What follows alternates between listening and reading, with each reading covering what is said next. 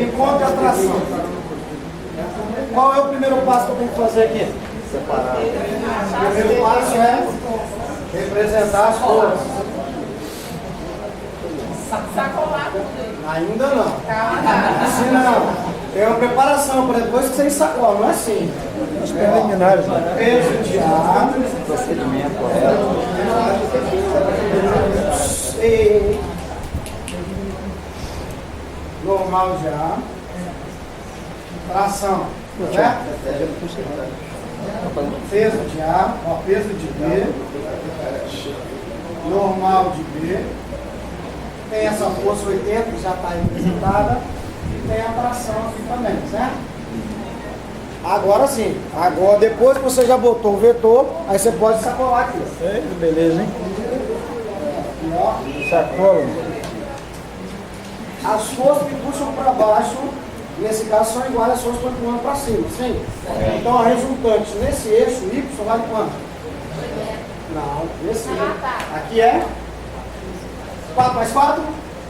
0. Beleza? Aí o menino vai chegar em casa, o professor falou que 4 mais 4 é 0. Então a resultante do corpo de AB vale quem? Só sobrou quem pra gente? 80 newton. Segunda lei de Newton, fala o que pra gente? Resultante é igual a massa vezes a aceleração. Certo? Quanto vale a resultante? 80. Massa 4A. Beleza? Então A vai ser igual a 80 sobre 4.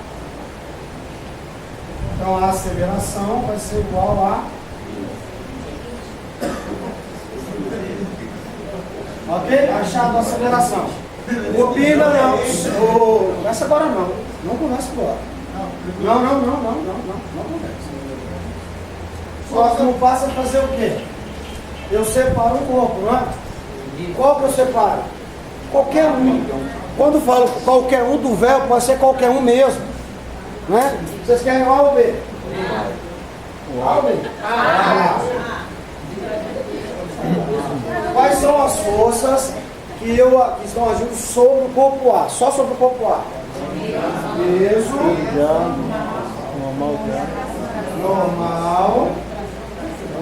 E ação.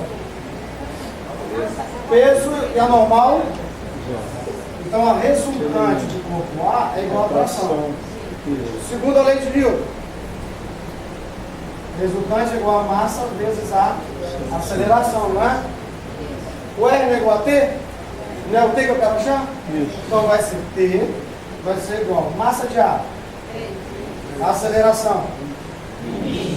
Então a tração vai ser 60 Ok? Professor? Ok. Se eu usasse T ali, eu usaria resultante. Também, só que seria 80 menos T. Tá vendo?